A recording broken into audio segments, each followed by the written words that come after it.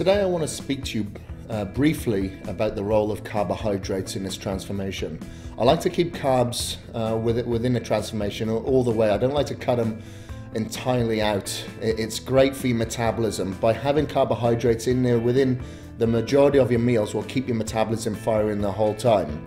Plus, it's the body's preferred source of energy. So this is something that you really need when you're training very intense and very hard trying to build muscle during the transformation. Now, I'll slowly lower my carbohydrates as I'm going through the diet, and I'd want you to do this too, but when to do it is the key. So if you jump on the scales and you notice that nothing has changed for an entire week, then maybe pull out like 1/4 cup out of each meal. After a few weeks, if I've plateaued again, maybe I'll bring out another 1/4 meal.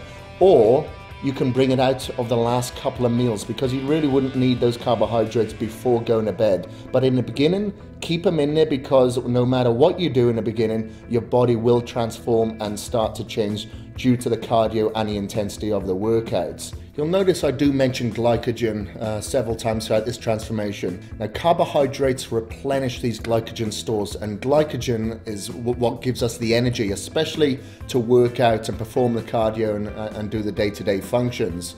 And carbohydrates are also protein sparing. So normally, if I've got higher carbohydrates throughout my diet, I'll have my protein slightly lower. And as I slowly lower my carbohydrates, I'll increase my protein slightly, just to make sure that I maintain and build on my muscle mass. There's two different types of carbohydrates as well that you can have within your system. That's the fast burning and the slow burning. The majority of the carbohydrates throughout this diet are slow burning, coming in the form of like your oatmeal, brown rice, sweet potatoes, stuff like that.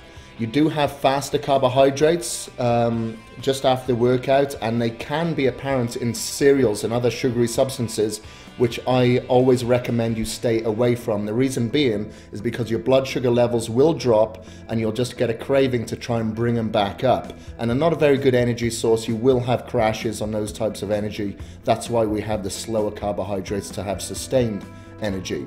So I hope that's cleared up some carbohydrate confusion. A lot of experts do recommend low carbohydrate diets as a way to go. I personally stay away from that. I did it in one of my very first diets, and all I had was a lot of cravings, crashes, so I didn't have much energy, and I didn't have any strength to train in the gym, so I ended up losing a lot of muscle. When I transform, I've got two goals. I want to build muscle and burn fat at the same time. That's why I like to go the high to moderate carbohydrates, and as we near the end, I just lower it slightly.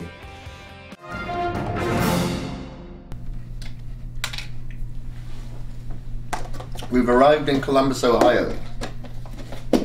So the packed meals worked out great today. On the plane, on the way here, I managed to eat 4 meals out of my Tupperware containers. As soon as we arrived, I just ate another meal, so I think this is meal number 6 now. I'm about to have a cup of coffee and I'm going to do my cardio. I like to have my coffee before my cardio or before my weight training, because that acts like my stimulant. It helps me get going and have an intense workout. Word. Tomorrow is going to be another non-training day. The reason why it's been 2 non-training days in a row is because I'm traveling. However, when I return, I'll be training 3 days in a row to make up for it and make sure that I train every body part within that week. I'll see you tomorrow.